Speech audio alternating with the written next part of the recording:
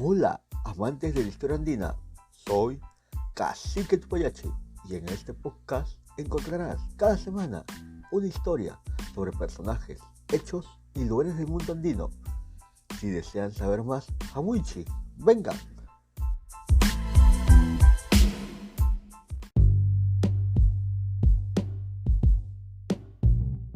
En esta oportunidad hablaremos sobre Isabel Flores de Oliva, conocida mundialmente como Santa Rosa de Lima, quien fue la primera santa de América. Comencemos.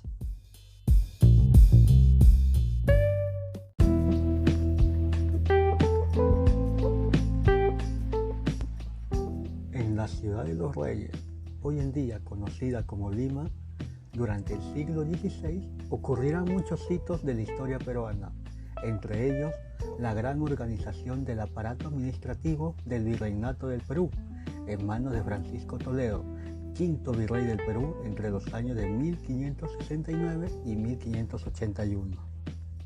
La ardua labor de este virrey conllevó a un auge económico para las décadas siguientes, sustentadas en la eficiencia del control sobre la población andina, que estaban organizados en reducciones o pueblos, y los recursos naturales como las ricas minas de Potosí. Asimismo, junto con este auge económico, también habría una fuerte presencia de la Iglesia Católica a lo largo y ancho del virreinato, y especialmente Lima sería una ciudad modelo con sus iglesias, sus fiestas religiosas, que concentraría aproximadamente 25.000 habitantes. Será en este escenario donde nacería nuestra protagonista, Isabel Flores de Oliva.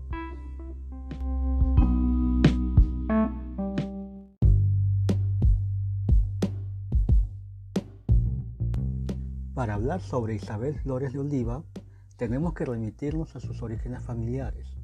Su padre fue Gaspar Flores, natural de San Juan de Puerto Rico. Otros creen que nació en Baños de Montemayor, en Cáceres, España. Sabemos que fue un soldado español. Por otra parte, su madre fue María de Oliva, una criolla limeña. Sobre ella se presume que sus padres fueron indígenas, aunque no está demostrado todavía. Gaspar Flores y María de Oliva contrajeron matrimonio en el año de 1577. La madre de María de Oliva entregó como dote a su yerno una barra de plata, con la cual Gaspar Flores pudo comprar una casa ubicada a las espaldas del Hospital del Espíritu Santo. Hoy en día estaría ubicada en la quinta cuadra del Jirón Conde de Superunda. Nuestra protagonista nació en la ciudad de Lima un 20 de abril de 1586. Era la cuarta de 13 hijos. Entre ellos estaban como hermanos y hermanas Gaspar Flores de Oliva, Antonio Flores de Herrera, Andrés Flores de Herrera, Francisco Matías de Oliva, Hernando Flores de Herrera, que era el hermano predilecto de Santa Rosa, entre otros.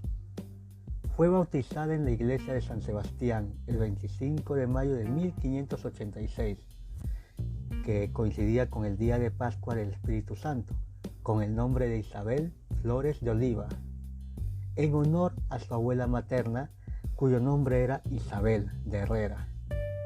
Cuenta la leyenda que su madre comenzó a llamarla Rosa cuando una criada suya llamó a ella para avisarle que la bebé, es decir, la pequeña Isabel, tenía las mejillas rosadas, y por ello la bautizaron simbólicamente como Rosita.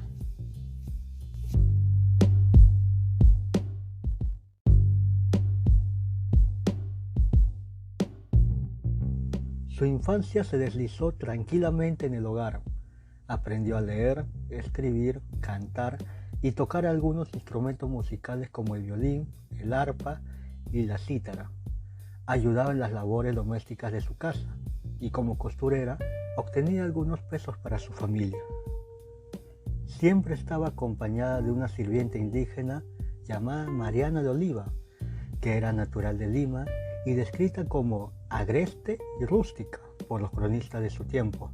Esta mujer sería su mayor confidente, su mejor amiga. En el año de 1596, cuando Rosa es decir, Isabel, tenía solo 10 años de edad, nombran a su padre como administrador de un obraje en Quibes. Quibes era un pueblo indígena que estaba ubicado a unos 60 kilómetros de Lima, en el valle del río Chillón. En ese lugar conocerá de manera más directa a los indígenas y esclavos negros. Luego, a la edad de 12 años, recibiría el sacramento de la confirmación por el arzobispo Toribio de Mogrovejo, quien estaba realizando sus visitas pastorales en el año de 1598. En esa ocasión, su padrino fue el cura del pueblo, Francisco González, quien era un mercedario, ya que esta doctrina, la de Quibes, estaba a cargo por los padres de la Orden de la Merced. Rosa vivió en Quibes aproximadamente unos 7 años y luego regresaría a la capital, a Lima. En todos estos años ya afloraba los días dedicados a su vida espiritual.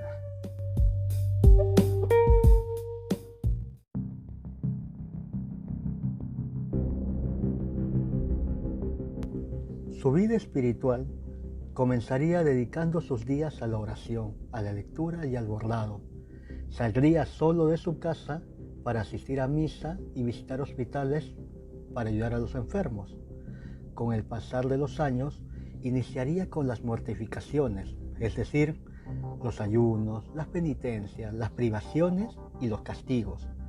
Por ejemplo, Rosa confeccionó 3 coronas hechas de espina, metal y plata. Luego comulgaba 2 veces por semana, se hincaba de rodillas permaneciendo varias horas, se azotaba con cinturones y garfios, usaba una cadena con un candado en la cintura, dormía en una cama de madera, que usualmente en esos tiempos estaban hechos de troncos atados con correas de cuero. Dormía 2 horas para seguir con sus oraciones. Desde los 15 años ya no comía carne y cargaba una cruz de madera. Todo esto no lo hacía por hacerlo, todo esto estaba aprobado por sus confesores, que fueron en distintos tiempos el padre Loaiza, el dominico fray Juan de Lorenzana y el jesuita Diego Martínez. Estas prácticas se podría decir que eran aceptadas en aquellos tiempos, pues en el caso de Rosa, ella seguía la vida de otros santos y santas, y en especial la vida de San Francisco de Asís y Santa Catalina de Siena. Sobre esta última era a quien admiraba mucho y tomó como modelo. Su dedicación fue tanta que en el huerto de su casa, en Quibes, construyó una pequeña celda de adobes que hasta hoy permanece en pie. Y así, a lo largo de los años, Rosa usó el hábito franciscano y el hábito dominico. Y como dijimos, ella no fue monja, sino una laica, y para ser más precisos, una terciaria. ¿Qué era una terciaria? Era una religiosa que no era monja y que no vive en un convento, pero tiene todas las prácticas como si lo fuera.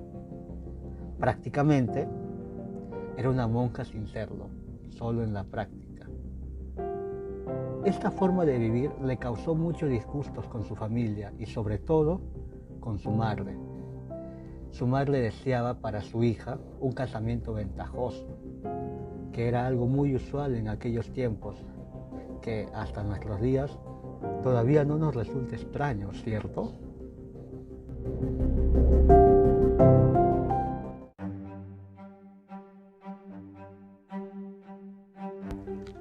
A lo largo de su vida, Rosa era muy disciplinada en sus hábitos espirituales, tanto así que en sus últimos años de vida ya era conocida en la ciudad limeña por su entrega a la vida espiritual, motivo por la cual no pasaría desapercibida a los ojos de las élites citadinas. Esto podría explicar por qué en los últimos 4 años de su vida, Rosita o Rosa las pasó en casa del contador Gonzalo de la Maza, que estaba ubicada lo que actualmente es el monasterio de Santa Rosa de Santa María en el barrio de Santa Ana. Y se preguntarán, ¿quién era este señor para que Rosa pasara sus últimos años en aquella casa? Pues era su padrino, su guía espiritual y un dadivoso benefactor, a quien Rosa llamaba padre. Entonces, no era casualidad que algunos querían estar al lado de Rosa, ya que se estaría cocinando algún objetivo más grande, ¿cierto? Lo veremos más adelante. Sin embargo, también existían otras personas que no creían en la veracidad de su experiencia espiritual. Estos eran sus confesores e incluso su propia madre, que la denunció de hipocresía. Recordemos que la madre también estaba disgustada porque Rosa no cumplía con lo que usualmente las jóvenes de su edad tenían que alcanzar como metas, ¿no? Contraer matrimonio, lograr tener una familia, etc. Tanto fue el escándalo que tuvieron que llamar a un experto para saber si era cierto o no su entrega espiritual. Para ello designaron al doctor Juan del Castillo. Este señor se encargó de examinar a Rosa y concluyó que era bienaventurada y que no sufría de delirios. No era una iluminada ni una alumbrada más, sino una verdadera santa. Todo parecía indicar un objetivo alcanzable, que más adelante lo diremos. A los 31 años de edad, Rosa venía cargando muchos malestares, enfermedades y fuertes penitencias, las que soportaba con la idea de ayudar a Jesucristo en su dolor. Sufría de dolor de cabeza, de los costados, de taquicardia y gota. Tenía tuberculosis pulmonar, echaba sangre por la boca, hasta que un 24 de agosto de 1617, después de la medianoche, murió, y posiblemente de un aneurisma cerebral. Su cadáver fue trasladado al convento de los dominicos, acompañada de mucha gente. Hoy en día, sus restos se encuentran en una cripta del convento de Santo Domingo, en Lima. Así, su historia no terminaría con su muerte, más bien comenzaría un nuevo capítulo, su proceso de canonización.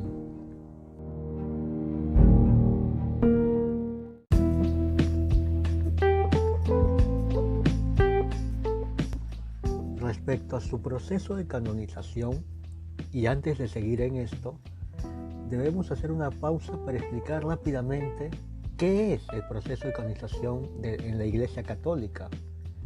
En primer lugar, este proceso pasa por 5 etapas: la postulación, la declaración como siervo de Dios, la declaración como venerable, la beatificación cuando se comprobó la existencia de un milagro, y finalmente la canonización, es cuando se le atribuye un segundo milagro. En segundo lugar, la duración de este proceso es variable, puede durar décadas como días. Un ejemplo, para el caso de San Pedro Damián, tuvo que pasar 756 años de su muerte para ser canonizado. Muy diferente fue el caso de San Pedro de Verona, que solo duró 337 días.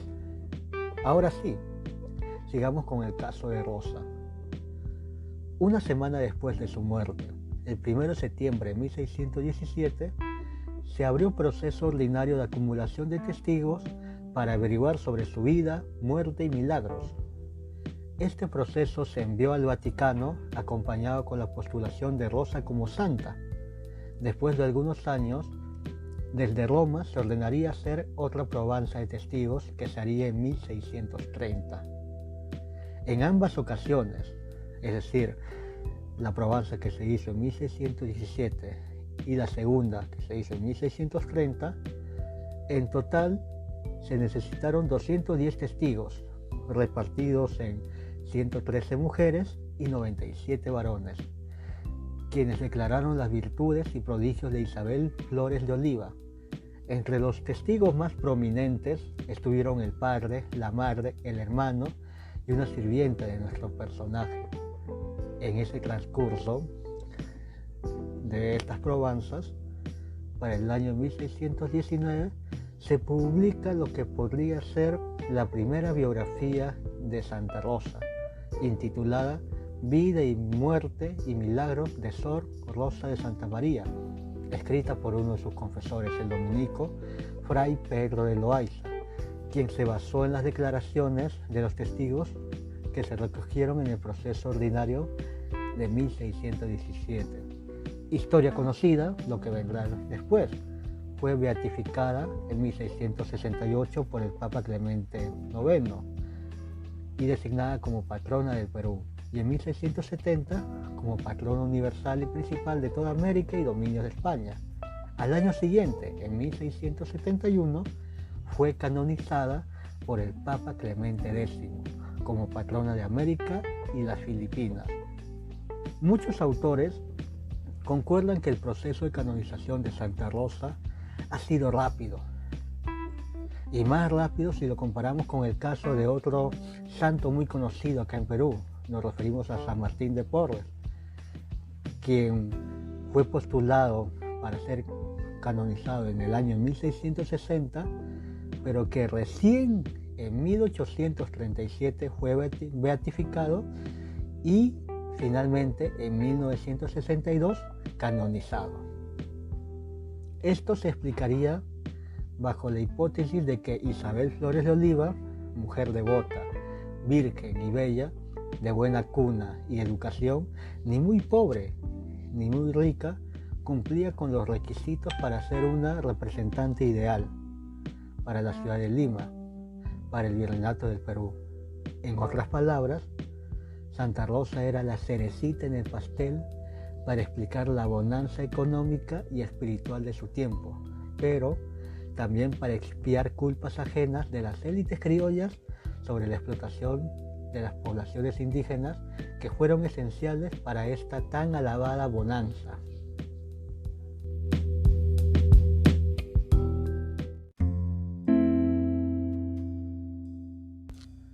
Hasta aquí, ¿qué podemos decir de Santa Rosa de Lima? Una cosa, su impacto ha sido y sigue siendo muy fuerte en América y en especial en el Perú, que se puede comprender con estos pequeños datos. Hasta el año de 1922 existían en el Perú 72 pueblos y parajes con su nombre. Para 1955 es nombrada patrona de las enfermedades del Perú. 10 años después, en 1965, la nombran patrona de la Policía Nacional del Perú. Por eso, y en palabras de los historiadores Teodoro Hampe y José Antonio del Busto, quienes afirman que la imagen de santa de nuestra protagonista fue gracias a la suma de intereses de todos los sectores sociales de su época. Nos referimos a las élites españolas, criollas, los indígenas, los esclavos afrodescendientes y los mestizos, y que funcionó como un elemento de cohesión cultural que hasta nuestros días se puede presenciar.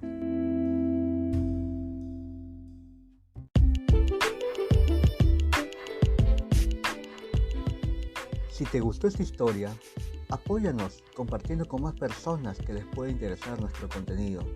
Asimismo, si tienes alguna pregunta o sugerencia, puedes escribirnos a nuestras redes sociales en Facebook e Instagram como Cacique Tupayachi. Tupananchiskama, hasta pronto.